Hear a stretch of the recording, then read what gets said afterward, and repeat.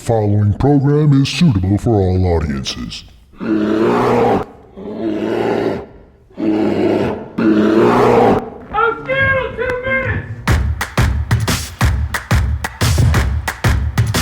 Let's let this hard work pay off. Let's cut it loose, ball out, let's put a lot of freaking points up on the board. Let's go. Every day we improve, right? Yep. Reset, job not done. Yes, sir. Play by play, next play mentality. Love you, bro.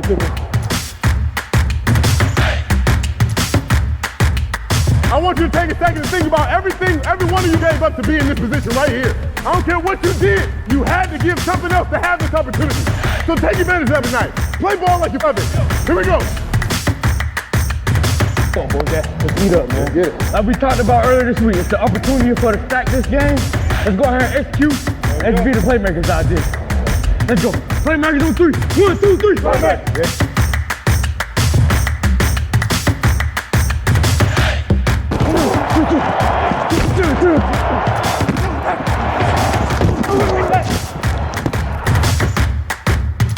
I'm going to challenge you right now for greatness. Yes, sir. You got me? Yes, sir. You take this thing over right now. Yes, sir. All right, here we go. Trubisky throwing left side of the end zone. Catch is made. Touchdown Bears. Attaboy! Attaboy! Great job. Snap. Trubisky throws the slant right. Robinson's in the end zone. Touchdown. A well-executed drive puts the Bears in front. Come on, boys. Good job. Demo, hell of a run, bro.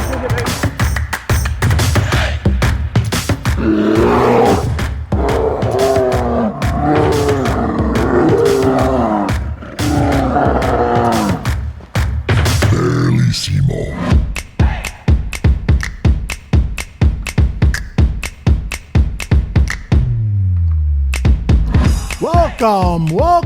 Welcome to Bearlissimo, the George Bayliss Show. My name is Aldo Gandia, and we have a great show planned for you today. We are going to go over George Bayliss's mock draft, the one that's up on Twitter, and I'm going to put that up on YouTube. I just remembered to myself, hey, I haven't put that on YouTube. I'm going to put it up on YouTube right after this show, and we're going to get an indication as to what George is thinking about with the Bears' needs and how to address them. He's got an offensive lineman who is 6'6", 325 pounds, but he's got a heart even bigger than that. He's got a running back that one NFL Network correspondent compared to Priest Holmes. That's right, Priest Holmes. That would be quite the get for the Chicago Bears. And he's got a quarterback. He's got a late-round quarterback. Excuse the brain cramp. He's got a late-round quarterback who had the fastest 40 at the NFL Combine and probably the strongest arm as well.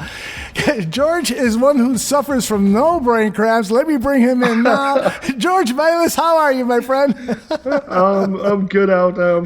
I'm still feeling absolutely psyched from last week's 100 proof, to be honest. I mean, if you're not fired up by Doug Plank at the end when he was, I was ready to put on my lid and start laying some people out. I really was.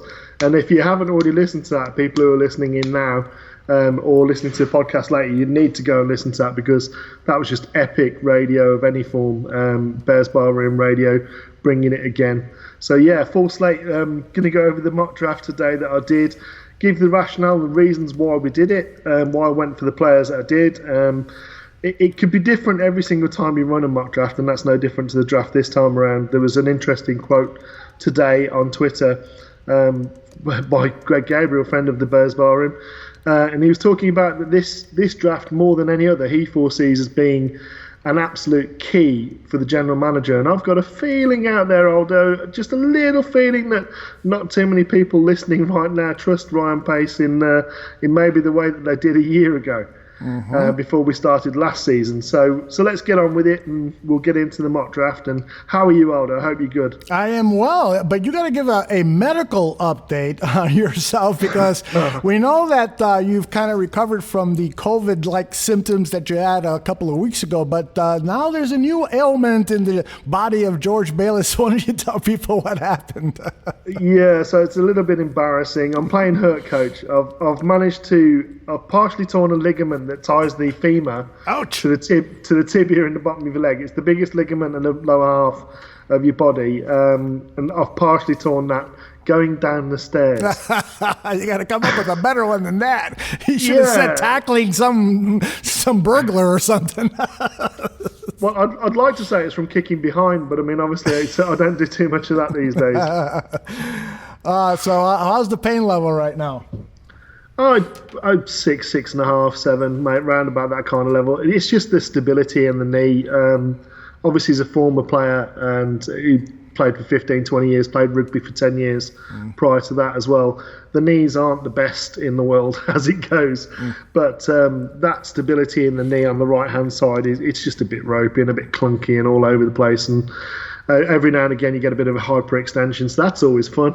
Yeah. But enough of the helmets. Let's do the things that ails the Bears. There you go. What a segue. Yeah, very well done. You're getting really good at this, George. All right, let's talk about the 43rd pick of the NFL draft in your mock draft, and that is the offensive lineman from USC, Austin Jackson. Tell me what it is about this kid that you love so much. There are so many different things about, but when we talk about the marriage of the player and the person and having that, Ryan Pace always talks about getting character. If you're looking for the all-character team, he's your starting left tackle. If you're looking for out of this draft for a left tackle anyway, he's probably the third left tackle behind the Andrew Thomas and Mekhi Becton as a pure left tackle. He's got length. A lot of people will talk about his games against last year, talking about his games against Iowa, Epinenza, and against Utah. With the kid who's got all the sacks over Utah, his name escapes me off the top of my head. I've gone blank. Yeah.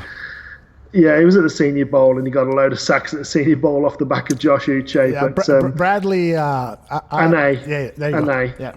That's him, Bradley Ane. So, yeah, I mean, those are the games that he struggled last year, but there is a reason behind that, Aldo, and that reason is the guy spent 3 months away from his team in pre-season last year in isolation before COVID was known to anybody. He was doing it so he made sure that he was free from infection so he could have bone marrow taken out of his thigh bone and given to his sister who's got a rare form of blood cancer that I understand that she has, and he's actually helped with regards to keeping her alive and raising funds for her.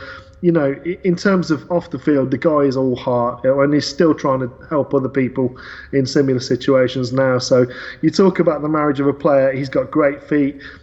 He was prone last year, and this is why everyone slates him so much.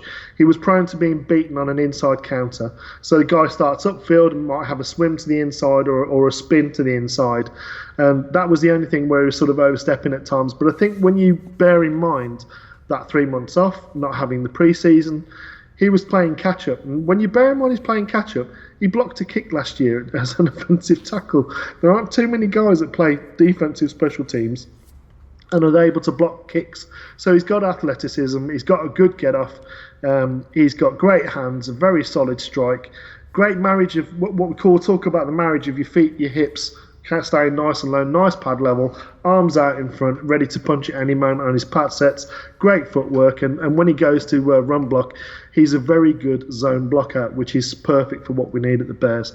Less of a mauler like a Mekhi Becton, more of a nuanced sort of, he's able to maul people and he likes doing it. He's got the nasty, which is why I chose him it wasn't a difficult pick to make at that point of the draft.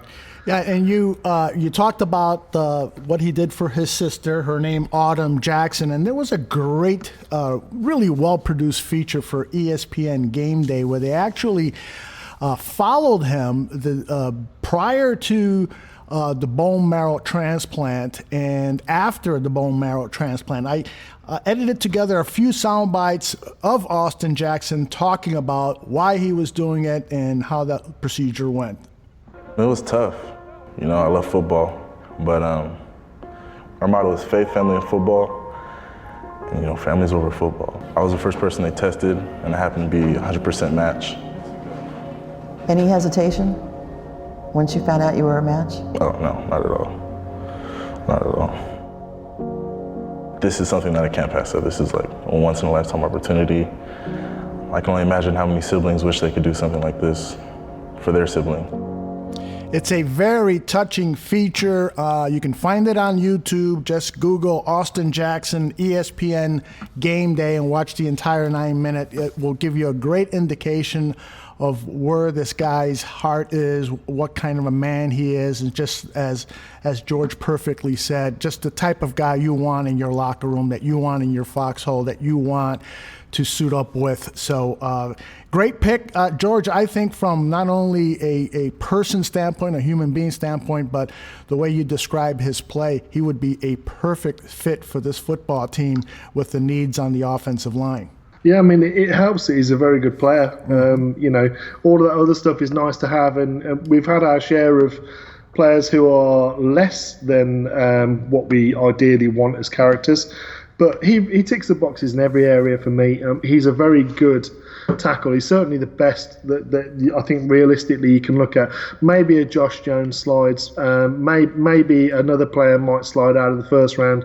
But you're looking at sort of Josh Jones, Austin Jackson, Prince Tega Wanogo, players like that in the second round at left tackle that would suit the type of zone system that we use in terms of blocking in the run game. But you need... First and foremost, you need someone who's got very good pass sets on that left-hand side of the Bears' offensive line, or right-hand side for that matter, and you need someone who's able to understand the responsibilities of that zone blocking scheme, either on the front side or back side of the zone, depending upon which way you're running with it. So he like I say, he ticks all of those boxes for me. Now, of those three offensive linemen that you named, Josh Jones, Prince, and your selection, Austin Jackson, how do you have those three guys on your board? So in other words, when the 43rd pick came up on your mock, did you have a choice of all three of those guys? How did that work? Well, when I was running the mock itself, it was a case that tackles went early and often, and as did wide receivers. So you had a run of sort of 5 wide receivers in the first round, which is very unusual. In a wide receiver heavy draft, you might expect 3 to 4 possibly going in the first round. There was 5 wide receivers, there was 4 offensive tackles. I think it was 4 or 5 offensive tackles, 5. And Josh Jones was the last of those to go in the first round, and it was a case of waiting, seeing those first few, the picks themselves go off in the start of the second round, and it was a case of waiting. Sort of, is he going to be there? Who's going to be there? Because equally, you could equally say wide receiver is going to be one of those needs at that position. They're kind of a 2A and B. It doesn't really matter which one you pick. It depends upon who's the best value that's going to be there at that point. So with Denzel Mims gone off the board at wide receiver, I'm not a fan of some of the receivers that Phil likes. Hamler. I see him as a slot receiver. Yes, he's very, very fast, but he's not what I want as a split out wide and be the opposite to Adam Robinson. I think you need someone who can do a bit of everything, and if he doesn't outrun people, if he struggles to get away from press on the line, but we'll get into wide receivers later. But the reason why I went Austin Jackson was literally he was staring out at me as being the best offensive tackle on the board, and it gets a bit thinner at that point. Ezra Cleveland now is going in the first round. Josh Jones is going in the first round very often. It's a case of getting the guys that you are comfortable with there. I know Danny Shimon, people who should listen to Draft on Tap, Danny loves Ezra Cleveland. I do. He's a very athletic guy, good left tackle, certainly has all the tools you want. You could plug and play him at right tackle as well. Those kind of guys are the people that we're sort of looking at in reality, I believe, in round 2. I can't see any more than sort of 4/5 tackles going in the first round. Same for wide receivers. I think we're looking at probably 4. We're probably looking at 3 or 4 cornerbacks. This is what you have to do. This is why doing these mock drafts is actually a valuable exercise, because you get different stuff going each time. You get a different run on positions, and you've got to know what your answer is based upon what goes off the board before you. Indeed. Hey, before we move on to pick number 50 of the second round, Mitchell Joseph Galloway in the chat room says, I really want the Bears to trade down. I've been doing some mocks trading down, and they provide much more legitimate talent to add to the roster. Now, I don't want you to address that, because I think maybe in our next show, I'm going to ask you, perhaps your 2.0 mock could take the model of you trading down and seeing what you would come up with additional picks in the third, fourth round and so forth. But what I want to do is ask you, is there a player that you would consider trading up into the first round for? We know that the 2 second-round picks have a value of somewhere in the early 20s in terms of in the Chase Stewart draft value chart. So you could package those 2 second-round picks and move into slot number 19, 20, 21, 22. Is there a player in this draft that if he fell to 19, 20, you would be picking up the phone and seeing if somebody was interested in your 2 second-rounders? If I'm being honest, I'm going to keep the 2 second-rounders, and I'm probably going to move one or if not both of those second-rounders. I think there's going to be people that are going to be going in the third round of this draft at wide receiver that you're going to be able to pick up that are going to be very, very good wide receivers in this draft. The same with the defensive secondary. There's a lot of good cornerbacks in this draft, some very good safeties for the type of safeties that we need. So those kind of positions are positions where you can carry on getting people. It's with the amount of offensive tackles that are going to go in the first round, if you're going to stay for one, I'm not going to trade up into the first round for an offensive tackle. It's just not going to happen. If a Justin Herbert, for some reason, falls to 22, 23, he might be worth going up to get. Jordan Love, I'm going to wait a little bit longer because I think he's going to need a bit more work and a bit more maturation to be a starter in the league. Although I like his skill set. He, as we said with Adam when he was doing the live mock draft last week, he has all of the tools you would want to see to be able to run the scheme that we have, but so does Herbert. Herbert is the better QB right now for me, but I think there are other QBs, if you really want to get one in the second round, that you could potentially look like. I know a lot of people moan about Jacob Fromm, but all the guy's done at Georgia is perform in the SEC week after week in the SEC. So he's a guy you could get in the second round. He's a guy who's going to be able to pick up the system, know who is going to be at what spot where, make the right decision, put the ball where it's catchable. That's what he does, and that's what his strength is. But for that's essentially, I'm not going to go up in the first round. It's just too much to give up when we don't have anything between the second and the fifth. What I'd like to do is get more of those mid-round picks. If we can move back our first pick in the second round to late in the second round and pick up some extra picks, that would be ideal. Excellent. We got a very active chat room, and those of you listening in the podcast version, why don't you join us on Tuesdays, 2 p.m. Central, here at Mixlr.com. That's Mixlr.com. You can interact with Barflies in the chat room, Bears fans, NFL fans in the chat room, ask questions, interact with each other. I'm going to collect a few of these questions and ask them for you later, but first, let's move on to pick number 50 of George Bayliss's NFL mock draft 1.0, we're calling it, although the secret is already out. This probably is like 100.0, right?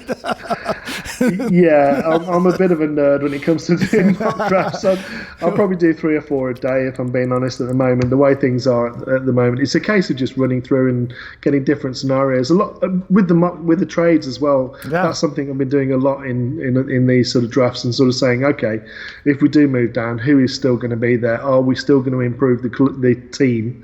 If we move down, are we still going to be able to get guys who we can literally put into the starting lineup, either in rotation or as a starter, who are guys that are going to be able to contribute from day one? I think there are a lot of mid-round guys this year that would give us great value at the position, and some that I've talked on at length ad nauseum. If I mention the name Antonio Gibson Jr., for example, I'm probably going to hear some sighs from the internet. But Antoine Brooks Jr., people like that, everyone knows who the guys who I think are potentially special players if they come to the Bears, and Nagy can actually get on top of his predilection to just calling pass plays. Yeah, I hear you. All right, I am excited to talk about the 50th pick of the NFL draft here. It is Donovan Peoples-Jones, the wide receiver out of Michigan, and I'll be totally honest with you. This is a name in my research that I have bypassed over and over again. And so in preparation for this show, I started looking at some tape and listening to the guy talk and so forth, and I started to get excited about this player. Tell me why I should be even more excited about Donovan Peoples-Jones possibly joining the Chicago Bears.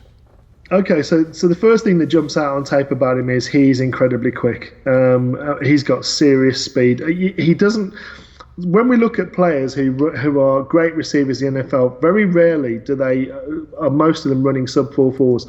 They're running 4.4 to 4.55 kind of range. The guys who are really good route runners are the guys that get open. Antonio Headcase.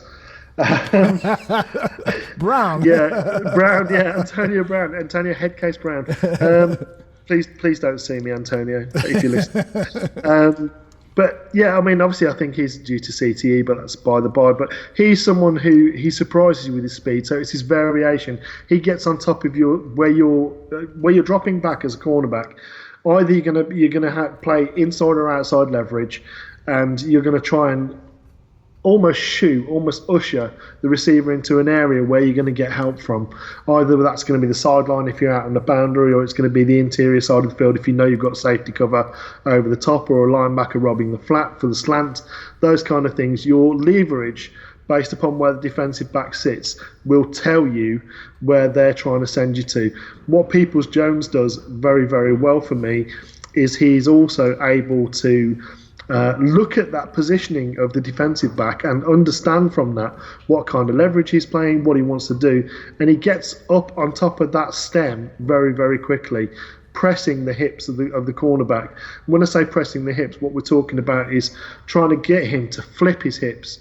Once he does that, that's where he makes his break, and he normally gets he's a receiver on tape. Even if he's catching bubble screens, he's got 2-3 yards of separation.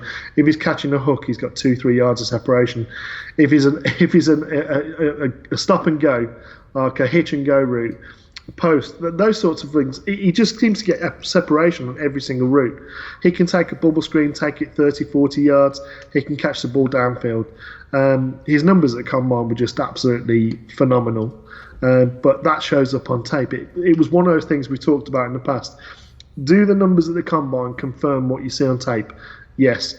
He can jump out of the gym. He's got great vertical elevation, good body control, great hands. He can beat you with speed, or he can, you can throw back shoulder, and he's got the agility to be able to turn and, lay out his body to be able to keep his feet in bounds and catch the ball. He's got all of the tool sets you really want to have, and plus he's an enthusiastic blocker, I think you would probably say at wide receiver. There aren't many wide receivers who are good blockers. Denzel Mims possibly one of them. But like I say, he's an enthusiastic blocker, Donovan Peoples-Jones. And you can run him on reverses, so yeah. Matt Nagy's going to love that. Oh, yeah. I found an interview with him done by the podcast Pro Football Chase Pod. You can find that on YouTube. It's a 10-minute interview with the young wide receiver, and he was asked about what it's like to play for a head coach like Jim Harbaugh. This was his response.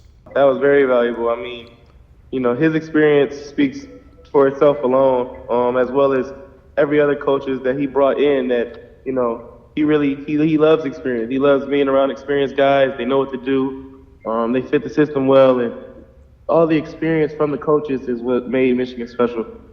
And that's always an interesting thing when evaluating players, is you see what the makeup is of the coaching staff that worked with him in college. And so when he talks about the other coaches, I did a little research. Josh Gaddis, the offensive coordinator for his senior years, for Donovan's final year at Michigan, was a wide receivers coach at Alabama. And so you've got to believe that Gaddis has imparted some really good stuff for this young man to acclimate himself to. And the other thing that I wanted to play for you is I found this really great call on a 79-yard touchdown for Donovan. I got to play it for you. Patterson winding up. He's got a receiver. Peoples-Jones down the sideline. Peoples-Jones, touchdown Wolverines. 79 yards. Oh my gosh, it sounds so good to hear a football highlight, doesn't it? I'll tell you what, Aldo, 79 yards, that wasn't a particularly long call, was it, folks? He got downfield pretty quick on that play. Great point, yes.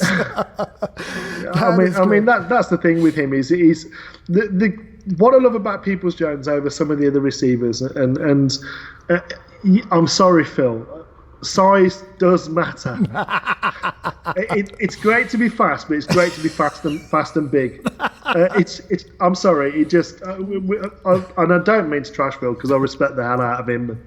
You know, he's a great analyst, and a lot of people should listen to him, especially when it's talking about wide receivers. But for me, if you can get a 6'2" wide receiver who runs 4.45, but is really quick in terms of in and out of his routes, sharp footwork, great at getting in and out of his breaks, that's the kind of guy you have to go for. If you've got an option of a 5'9" guy and a 6'2" guy, and they're both explosive, you got to go with size. Size matters. I'm sorry. Hey, I don't sponsored by Blue Chew.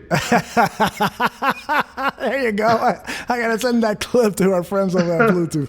All right, let's move on to round 5. You got a really. This is I think in your notes that you sent me. You said a Bearlissimo favorite, yeah, because you've talked about this guy a lot.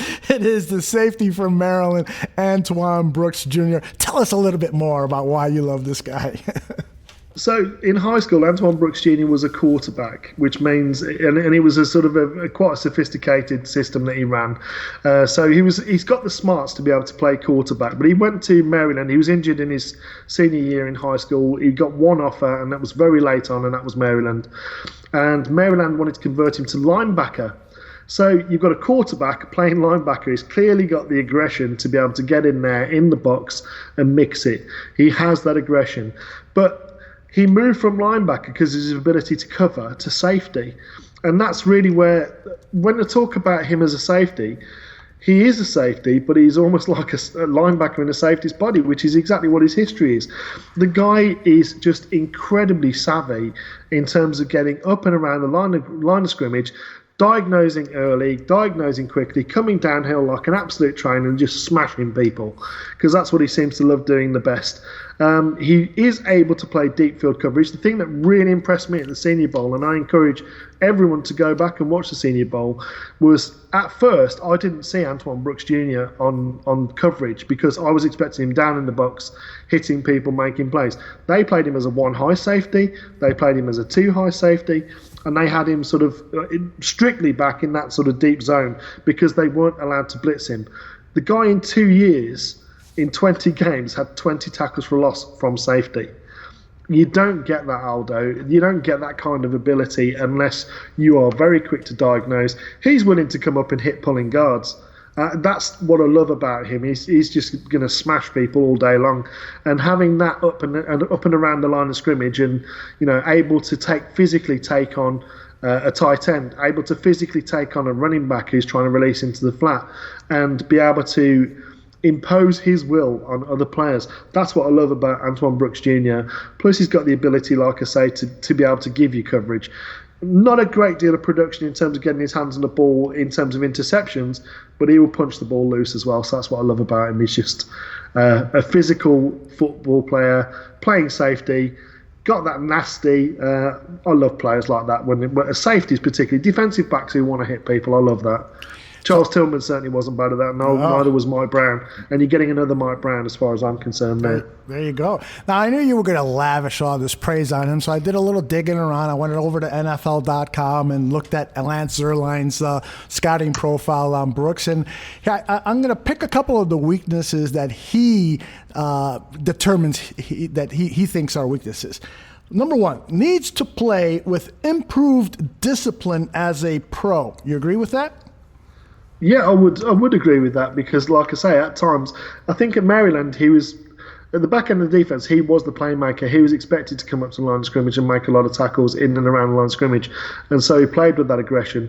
In the NFL, he's not going to be the best defensive player on the field. At Maryland, he possibly arguably was the best defensive player on the field. Mm-hmm. Certainly in that defensive secondary. All right, I'll give you another one. Questions about where his best position fit is. Again, a victim of circumstance in terms of, the guy's been moved around in his collegiate career, and obviously from moving from high school to secondary. So one of them comments in the chat there, don't say Mark Brown's name in vain. He doesn't have the production in terms of catching the ball that Mike Brown does, but it's the hitting and the aggression that I'm talking about in terms of what he brings. Yeah, he did move around. He was a victim of some of that at Maryland, but like I say, he's going to be an in-the-box safety, sometimes in the nickel position. You're going to blitz him off the edge, in sort of obvious passing situations, and he's going to be very effective at that, and also playing the run. So if you want to play dime a lot more, so Robert Quinn, Akeem Hicks, Bilal Nichols and Khalil Mack as your 4 down linemen, and have him. You're not going to lose out by having him defend the run. You're not going to lose out by having him defend the pass as that extra defensive back on the field early. So he certainly has that in terms of his ability to be able to come up and say, I just saw your comment, Aldo. I'm going to get you later. I had to strike while the going was good. All right, let me share with you a comment in the chat room. Grant Sims, who's really responding to some of the other comments here, he says that this guy Brooks sounds a little bit like Chris Conte. So how would you address that if somebody were to say, "Oh, it reminds me of Chris Conte"? I just don't know where you're getting that from. I mean, like I say, all you need to do is go and watch the tape. Go and watch his tape at Maryland. Go and watch the Senior Bowl, and then tell me he looks like Chris Conte. Chris Conte was more of an athletic dude who sort of loved getting sort of running up blind alleys for one thing, but he was a guy that was not a hitter by any sort of way, shape, or form, but. No, I don't see the comparison at all, not even remotely similar. All right. Now, I scoured the internet trying to find an interview with Brooks that, could help us get a kind of an idea of who he is and so forth. Boy, I just could not find anything that was done recently. Now, at the Big Ten Media Day, he was having a little bit of fun with a reporter. I'll play a little bit of this. He may not be happy to hear this, but I'll play a little bit of this. He was having a problem pronouncing a word. Owl City. That's what it is. Owl City. Owl. I don't know how to say that. Owl. Like the owl. Yeah. Okay. Owl City. I know what song you're talking about. Yeah, I know you know what song. So you're saying Owl City. Dad, I just don't know how to say owl. Owl. Well, he's having a problem with the word owl. O-W-L. I've never had a problem with that word, but some people I guess do, and he's one of them. So it's the wolf in him. Good comeback. Very good. All right, let's move forward. What round are we in now? We are beginning the 6th round. We are. And you have got a running back that I fell in love with down at the Senior Bowl and at the NFL Combine. The commentators were talking glowingly about him. I've got a little bit of sound from those guys, but first, let's get your take on the UCLA running back, Joshua Kelly. So, if you want a fast running back who's willing to run between the tackles but also bounce it outside, shows patience on zone read type runs. He's also be able to run behind a fullback and read the backside of the fullback. He can do all of those things, but he's a really viable, excellent hands. We're talking Matt Forte kind of level hands at times he showed on tape. So in terms of thinking about the fit for the offense, speed kills. He adds speed. He's got plenty of size. He's 6 foot 210, round about that size, but really quick. He's another guy that it doesn't matter whether he catches the ball, whether he takes it from a handoff. It could be a 4-yard play. It could be an 80-yard play. every single player has a chance of being a house call when you hand it off to Joshua Kelly or throw it to him. He's that kind of player. He's just incredibly explosive. And like I say, he gives you better juice than you'd expect in terms of running between the tackles as well. So he can kind of do all of those things that you want him to do, but he gets in the open field and downfield in a hurry. I would love to get Antonio Gibson there, but I just don't think there's going to be any chance that he's going to be available in round 5 or 6. He's going to be someone, if we do trade down, then what we are going to be looking at is sort of round 3, that kind of range, round 3, round 4, extra picks that we can get. Antonio Gibson Jr., he would be the guy that I would want above Joshua Kelly, but with him gone, Joshua Kelly is the pick for me because, like I say, he gives you a lot of the same things, gives you a lot of juice, lots more pace in terms of injecting that into an offense, and he doesn't have an attraction to the sideline, which is fantastic news for Bears fans. Exactly, Marion Barber. This is what Peter Schrager. That's right, another guy. This is what Peter Schrager over at the NFL Network said during their coverage of the combine. This is what he said about Joshua Kelly when he was asked a question about guys who are kind of flying under the radar. And then listen to also very carefully, Charles Davis chimes in at the very end with his player comp. Is there a running back that's being overlooked, Peter Schrager? Yeah, I got a guy out of UCLA who you guys got to meet at the Senior Bowl. Joshua Kelly is a story. It's a player who only got one college recruitment letter, and it was from UC Davis. Shows up at UC Davis, has a nice career, then gets transferred and redshirts a year at UCLA before putting on a show, having 1,000 rushing yards and more than 12 touchdowns in back-to-back seasons for Chip Kelly. Goes to the Senior Bowl, has 100 yards in that game and had a really strong week. I think Joshua Kelly is one of these overlooked players because he wasn't one of these high school superstars that we had been following on all the websites and the recruitment newsletters for years. He might be one of these players that shows up day 2 and we get drafted and say, wow, well, why? Because he had a great Senior Bowl, great combine, and really a great college career. Yeah, it kind of looks a little bit like Priest Holmes, doesn't he? Priest Holmes. I heard Priest Holmes and my ears just perked because Priest Holmes was my fantasy football god when I was in the prime of my fantasy football days. Is that a good comp for you, Priest Holmes? He's probably actually a little bit bigger than Priest Holmes, and probably a little bit quicker than Priest Holmes. I'm not going to say he's a Priest Holmes because obviously he's a potentially Hall of Fame worthy running back. Priest Holmes, he was just absolutely fantastic in that scheme that he ran in. But for me, he's a little bit bigger than Priest Holmes. But yeah, he's elusive. He's got that really quick jitterbug feet, as I know our other analyst Danny would love to say. He gets in there, pitter patter steps as he's approaching the line of scrimmage, and then a burst and gone. That's what Priest Holmes was. That's what Joshua Kelly gives you. Is he going to be that kind of level player? Only time will tell. It depends upon how much he wants to develop as a player once he gets to the NFL. Does he have all the tool sets that you would want to have to give him that chance and to see what he can do? Absolutely. A lot of people are talking about sort of historically about him. He was a 2-star recruit, Aldo, coming out of high school, so nobody was interested in him. But look at the improvement as a 2-star recruit to be a very good running back coming out from that Pac-12 over there, UCLA, that he ended up at. The guy just continued to improve throughout his collegiate career. I mean, didn't have the easiest of starts, didn't have it handed to him, didn't have all the offer letters that you would want, but he's managed to churn out a pretty good career at collegiate level. And then in the Senior Bowl, wow, just exploded, and he was certainly the most explosive player on the field. Well, I'm telling you this. If after these picks, what do we got? 1, 2, 3, 4 picks. Yeah.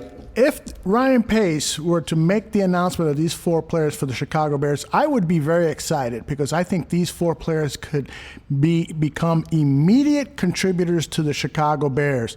Now, where things go a little haywire for me is with your next pick. And so I need you to convince me why Trey Adams, the second pick of the 6th round, would be a good fit for the Chicago Bears. And I'll tell you just very quickly, my knock on him is he looked awful at the combine. It was a disaster. This guy was talked about as a high round, maybe a day 1 draft pick, and then now all of a sudden he's dropping to the 6th or 7th round. So what is it about Trey Adams that you think he's worthy of the second pick of the 6th round for you? So he missed significant time due to injury, which affected his athleticism this year. But you look at the sort of the history of what he's done. If you're looking at Washington last year and this year in terms of their offense, he was the left tackle, and they run a spread system. So a lot of passing, a lot of out in space blocking. But the guy is huge, and when he's fit and healthy, 6'8", 314 pounds, Aldo. That's the kind of size you can't teach somebody. But what he does have is he displays with that, because he played in such a pass-happy team and a spread-based system, outside zone running, which we're talking outside zone again. So it's that kind of fit with what the Bears do. We're talking the end of round 6. He's great value there for me to be able to sort of redshirt him this year. I don't think he was fit at the combine. I don't think he was fully fit or fully healthy. Certainly not the player he showed himself to be earlier in his career on tape. And we're talking 6th round, so it's a gamble to have him and to put him at the right-hand side, because for me, Austin Jackson is going to be the left tackle, and Trey Adams for me was just great value. Pre-season, before injuries, he was being talked about as being potentially end of the 1st round, start of the 2nd. Mm-hmm. He's still the same player. He got hurt. He needs to make sure. Well, obviously, red flags, you would need to check up on that. That's why he might even go later than that. So it's a potential that he might be an undrafted free agent. Yeah, that is true. I've heard that. You see him there in the end of the 6th round, and no one else is jumping out at you in terms of interior offensive linemen, absolutely, or tackles. He's a guy you take and you say, okay, well we can do the Bears red shirt for this year. We can get him on that sort of on that medical red shirt. Let him sit out the year, getting fit and healthy so he's ready to go from next season. Alex Bars deserves a chance, so let's put him at right guard. Now, let me ask this, because we're seeing Jon Runyan in a lot of mock drafts. I've done a few mock drafts. I've picked him up in the 7th round, because of the bloodlines and so forth, and plays at Michigan, good coaching. And how would you compare a Jon Runyan to a Trey Adams? Because I bet you Jon Runyan was available when you picked Trey Adams. Jon Runyan was available. Jon Runyan for me is too slow with his feet. He's got the size, he's got the mass, he's got the bloodlines. He's too slow with his feet for our system. If you're going to run power, him and Ben Bredeson at Michigan on that left-hand side of the line were a good tandem. They run a lot of power. They don't run so much outside zone or zone blocking systems where they're having to get out in space to, combo block, get to the 2nd level, those sorts of things. Those are guys, and Onweno on the other side, the other guy from Michigan, he's a guard that's probably going to be available later that might be worth a look. 6'4", 350 pounds of nasty. So he's a potential guy that you could look at if you want an interior guy. But for me, Runyan, he's clearly well coached. He's clearly got it in his head. The athleticism is just lacking there for me. It's just, I think he's maxed out at sort of the level of athlete that he is.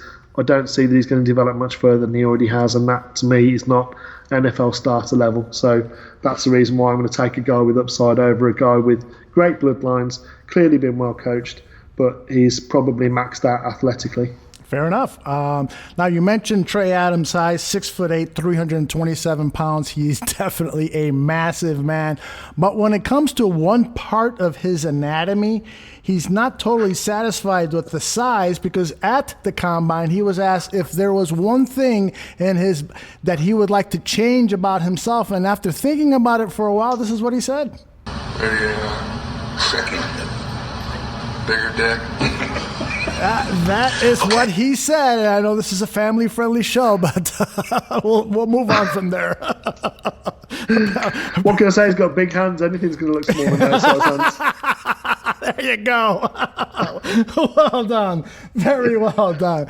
All right. I think of all the picks that I'm most excited to talk to you about is this next pick, the first pick of the 2 7th-rounders that you've picked for the Chicago Bears, and that is the quarterback from Hawaii, Cole McDonald, because this guy is, I guess because he plays out in Hawaii, he isn't talked about very often, but boy, oh boy, fastest 40 combine speed, has a tremendous arm strength. What do you like about Cole McDonald? Can he really be available in the 7th round? And what would you like to see if he were the developmental draft pick for the Chicago Bears? I have a higher draft value on him than most probably, but a lot of people are talking about him as being a late seventh round, possibly undrafted free agent because he came out of Hawaii and there are misses on tape. What a lot of people don't realise when they're watching Hawaii is everything is an option-based route. All of their calls come in via signals from the sideline. The routes have possibly 2 or 3 different stems when you get to the top of the route as a wide receiver. They ordinarily have 4/5 wide receivers on the field. To have a defense rushing at you and to be able to know where everyone's going to be, they've got to be on the same page in terms of reading the coverage that the quarterback has.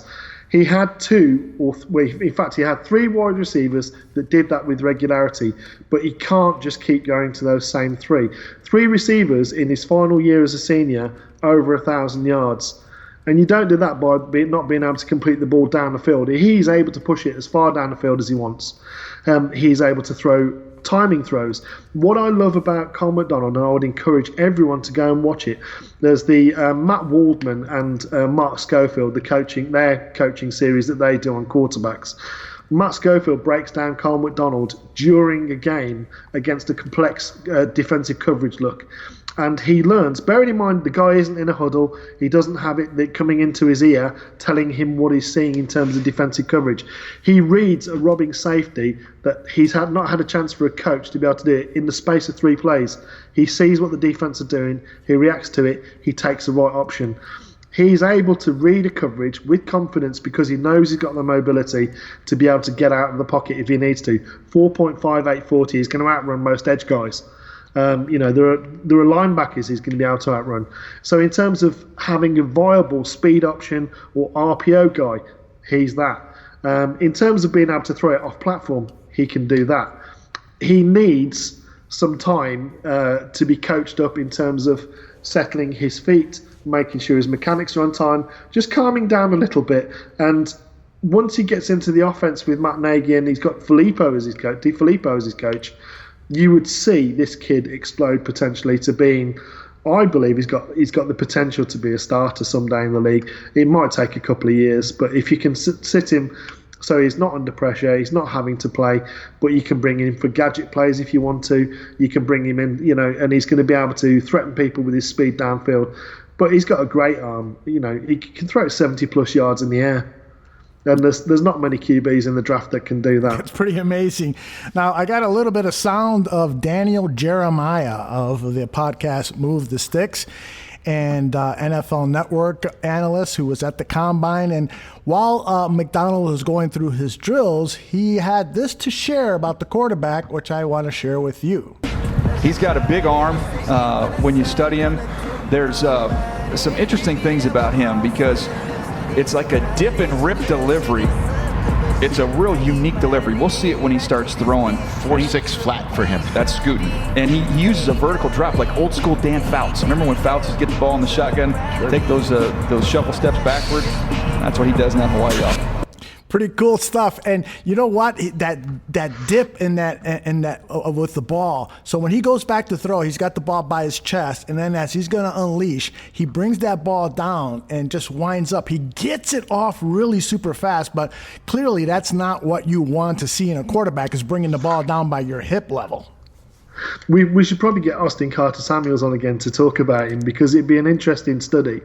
But yeah, it is an unusual delivery, but by God is it effective. Mm-hmm. Like you say, it's the speed. He's obviously been coached to keep it close to his chest, and he's got a mechanical motion where he throws how he throws the ball.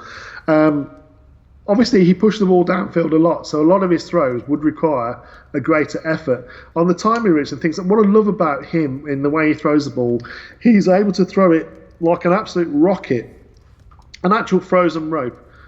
20, 30 yards downfield to the sideline, no problems at all. What he's also able to do is to throw a timing route the same distance immediately off the snap of the ball, so the receiver can run, one of his rainbow throws where it goes up and down and goes over the top of the coverage and drops into the basket of the receiver over the top. He's able to vary the angle and technique on his throws. Yes, the delivery is a little unconventional, as is his drop back. It's almost like he's backpedaling like a cornerback. But he just like I say, there's just so many tools there and so many desirable traits. 6'4", 220 as well, so you haven't got to worry about size with him like you would with an Anthony Gordon. Rail thin, whereas Cole McDonald is built like an athlete because he is an athlete. He had a 60-something yard touchdown run for Hawaii last year. You don't do that unless you're a plus athlete. To be able to run that far downfield and be able to outrun defensive backs or keep them off you because you're so quick. So yeah, just a great value there for me. 7th round is just unbelievable. Oh yeah, my goodness, that is. From everything I'm learning about this guy, I will be shocked if in the actual draft he's still there in round 7. And I can definitely see the Bears, if they trade down one of those second round picks, moving up into perhaps even the 5th round to pick up a Cole McDonald. What do you think? You think he can go in the 5th? Yeah, that's kind of where I've got him ranked. I've got him ranked behind Jalen Hurts and above James Morgan and Nate Stanley and Jake Luton. So he's in that sort of 5th round kind of range. Jalen Hurts, a team might fall in love with him. I know there's plenty of people who would like to take him in the 2nd round. Not for me. He knows it. He's able to talk it. He can put it up on a chalkboard. He just doesn't do it on the field. All right, well, not enough in terms of reading a full field. We'll have to debate that someday, but I'll bring in some firepower. I'll bring in Danny Shimon. He'll be the one debating with you. Actually, I'm not sure he loves Jalen Hurts as much as I do. Shane is your man for There Jalen. you go. That would be a good one. All right, this final draft pick that you have for the Chicago Bears is a guy that I'm dying to learn more about because I frankly don't know much about this defensive back from Florida State, Levante Taylor. What do you got on him? So, a former 5-star recruit at Florida State University, he came out. The guy is, again, his downside, and what we're taking here in the 7th round, at the end of the 7th round, our last pick in the draft, is an awful lot of athleticism and an awful lot of ability in terms of when he's got it on. He plays a little bit out of control and he plays a little bit over-eager at times. So he can bite on sort of a pump fake, for example. He needs to learn that sort of side of things. I think what happened possibly at Florida State, and I might be wrong with this take, but we'll see. I think he was trying to get by just purely on his athleticism rather than actually take the coaching, and that's the only downside with him as to whether he's going to be. Is he the kind of guy that will take coaching and will put those tips and what he's being told and taught? Will he put that into practice? Because, like I say, it seemed to me like he was freelancing a little bit too much. But in terms of what he can do, he plays the zone pretty well. He's an eager tackler, perhaps not as fundamentally strong as you would like to see. He gets in great positions to make plays on balls, but doesn't make that many plays on the balls. And again, I think it's due to his freelancing rather than taking his coaching and learning from that point of view. But again, in terms of size, you're looking around about 5'10", 190. So he's a pretty rocked up for a 5'10" guy, and just very incredibly athletic. Mm-hmm. And that's what I like about him is he's going to give you that plus on the athleticism. Good feet, quick feet. Like I say, he's able to sort of mirror and turn and run with most wide receivers without too many difficulties. All right, well, I'm going to take a look at some of the tape on him. I frankly have not seen much about him, so I'm interested now in following up on him. I want to cover a couple of more topics before we get off the air here. First of all, let's talk a little bit about draft value and where you are kind of looking at position groups per round, so we can get kind of a sense. Most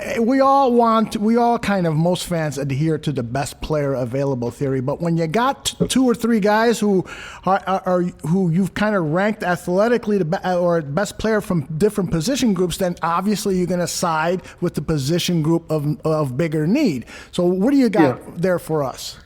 So our number 2 receiver went last year was cut, Taylor Gabriel, and as yet hasn't been replaced with a like. So clearly that's going to be one of the higher needs that we have on the board. Our starting right tackle from last year went down with a concussion one game, then it was vertigo. it's potentially debatable whether he sees the field at the start of the season next year, or possibly he might have other issues in terms of brain that could be affecting those symptoms. We don't know, but he didn't finish the season. Most of the year was played by a swing tackle that we don't think we've offered him a renewal. I think he signed elsewhere, in fact, hasn't he? Yes. $2 million, I think, from memory. So that position at right tackle clearly is a need. Leno, watch the tape never lies. It's been done ad nauseum. He's got the potential to be a left tackle. Just doesn't have the nasty, doesn't play consistently with the right kind of level of enthusiasm and verve and vigour and want to actually dominate people. He seems to want to be Mr. Nice Guy, Magoo, that kind of a little bit soft as an offensive tackle. I'm sure he could smash me all over the place, but at the end of the day, I'm a 46, nearly 47-year-old man, so he should be able to do that. You're a big man. I don't think that's going to happen. Yeah. I'd like to think I could give him a run, but we'll see. Maybe when I meet him. No, I'm joking. But yeah, that's a tackle. Clearly, is going to be one of the positions of need. Who's going to start at right guard? At the moment, we don't know. Obviously, we've picked up the kid Ifedi, was a right tackle, could be a right guard, played a lot of snaps at right guard, but mostly at right tackle. So he could be either of those positions. Alex Bars, I think, deserves a shot at right guard, or potentially even right tackle. And then you've got Coward. I think he needs to stay strictly at tackle if that's going to be his position. Right tackle could be the position for him, but that's a lot of question marks on the offensive line, which was a significant issue with the offense time after time after time. In the pass game, in the run game, we weren't getting the push. Nothing was consistent. Everybody had mistakes all over the place, and it was due to a lack of consistency and stability on that offensive line. That's got to be fixed for this offense to work. So whilst the receiver might be a need as well because it's a starter, for me that offensive line's got to be fixed. Yes, we brought in a great coach in Coach Castillo, but we need to get better and more athletic and younger. I think next year Massey is going to be a cut anyway, potentially Leno as well. That's the way that their contracts are structured, and it's a lot of money on the books for not a lot of value at the moment, unfortunately. So offensive tackle, wide receiver for me are the top. Whoever it is that you see there when we're on the board at 43, if it's a guy you like, you pull the trigger. If you're umming and ahhing as to whether it's value, you start looking for a trade down and get some more picks. That's what I think we're going to do when we're on the clock in round 2. That's what we're going to be looking at. Offensive tackle, wide receiver. Are the guys we like still there? Are there 2 or 3 options that are still there? If there's a guy, no one we like at that value, we move back. If there's several guys we like, we move back. If our number 1 guy is there that's still there on the board, we take them. And I think that's what it's going to be. And then the other one for round 2, you could go with whichever one you don't go if they're still there on offensive tackle or wide receiver, but you also need to be looking at cornerback, because obviously we don't have Mukamara has gone. Yes, we've got Tolliver, but is he going to be a full-time star, a former undrafted free agent at LSU? Is he going to be the full-time starter at cornerback? Is Stephen Denmark going to come back as potentially an option at safety? Yeah. Is Amos the guy? Is Bush the guy at safety because we've re-signed him? Right. DeAndre Houston Carson is a special teamer and only a special teamer. Case of emergency. Mm-hmm. So those for second round, that's kind of where I see the value. If you want to go strictly on best player available on the board, there's going to be some really good running backs, but do you take a running back in round 2? A lot of people are debating that, aren't they? But if J.K. Dobbins is there, or if the best running back you've got on your board there is still there, that could be an option. Jonathan Taylor is a difference maker. No matter how you put it, DeAndre Swift is a difference maker. I wouldn't, because I think there's a lot of, like we've shown with our draft, there's a lot of value to be had later on with potentially explosive, dynamic players at that position. So I think running back waits. Wide receiver is a very wide receiver heavy draft. So if there's a guy jumping at you like a Denzel Mims or Jalen Rieger, Donovan Peoples-Jones, take him. But again, if not, you can wait a little bit and possibly like a Brandon Ayuk or Laviska Shenault or people like that. You've covered some of the questions I've got for you from the chat room in your final monologue there, but I'll ask them again and attribute them to the person who posed a question. Do you see a day one safety starter falling out of day one and possibly to the Chicago Bears in round 2? And that's from Ryan Badgley. You could potentially. You could say any of them. I mean, there's a strong chance that Xavier McKinney, Grant Delpit, Antoine Winfield Jr., Ashton Davis, Carl Duggar, Jeremy Chin are all potentially going to still be there at the start of the second round. Potentially, like I say, there's a lot of people that debate whether they want Grant Delpit over Xavier McKinney, etc. Antoine Winfield is a lesser athlete, but a really well coached, and a strong tackler, just a really well coached player. You wouldn't have to worry about him plugging him in next to Eddie Jackson. You'd be confident in him starting. Kyle Duggar, the jumping quality, the same with Jeremy Chin, but by Christ, are you getting an athlete there if you're going for a Kyle Duggar or Jeremy Chin? In terms of that box safety, being able to play the slot, they could give you that because they've got the athleticism to be able to mirror most people and the speed to be able to turn and run even with slot receivers. And size-wise, if they're up in press against a slot wide receiver, not many people are going to get off the line of scrimmage. But don't forget, these numbers that these guys ran and that level of performance was Stephen Denmark that we got last year. So there's a potential he could be your Kyle Duggar or Jeremy Chin next year. But those are the guys for me. And then you're looking at thumpers then that are going to be box safeties that you probably would be looking round 4 onwards, realistically, round about that kind of level. And there's quite a few names, even going down to round 7, that I would still be happy with, like Jared Maiden, Tanner Muse, Reggie Floyd, Jordan Fuller, David Dowell out of Michigan State. There's so many good safeties in terms of box safeties, which is what we need. And it's a strong draft for us in terms of what we need as a safety if we're going to play a cover 2 or an in the box safety and a single high.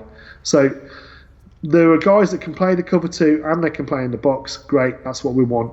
And there are guys who can play the nickel and in the box. It's a case of which is your flavour, and that's going to depend upon what Pagano says that he wants to have. Exactly. Just anyone but haha. That's right. Please, no more haha. Your good friend Tooch asked the question: if Jake Fromm is there at number 50, do you draft him? Please say no. Okay. I'm going to put it out there, Aldo. I like Jay Fromm, but not at 50 for me. I'm happy to see if he falls to. If we can move back from 50 and into the 3rd round and pick up a couple of extra picks later on in the draft, and Jake Fromm is still there, yeah, by all means take him. If he's a 3rd round kind of 4th round kind of level, and we've got a pick there because we've moved back, then yeah, if that's an additional pick that we've picked up because we've moved back, by all means, let's take Jake Fromm, because he has all of the smarts you want to see, a proven leader, has played with 2 of the wide receivers on the Bears already, in Wims and in terms of Ridley. So we've got a guy there who's got familiarity with, 30% of the starters we've got at the moment on the Bears at wide receiver. So he would fit from that point of view as well, but he's just a really smart guy. He's able to read and diagnose the coverage, and he throws what we call sympathetic passes, so he puts them to a place where only the receiver can get to it. Last year was probably the worst year of his career, but that was, again, not so much the offensive line. It was a case of some problems on the exterior of the offense out wide at wide receiver. There's a lot of inconsistency there last year for Georgia. Mitchell has an intriguing question. All right, so you've made your pick at number 43. Now it's time to pick number 50, and you've got trade offers coming in, but J.K. Dobbins is on the board. Do you pick him at 50 and bypass the trades, or Mitchell says he'd pick Dobbins despite the fact he'd love to load up on draft picks. What are your thoughts? So Dobbins is going to come with a lot of, at that level, at 50, there would be teams that would be calling, several teams probably calling you, and you could leverage them against each other like a draft day kind of scenario. for you to be able to leverage teams against each other.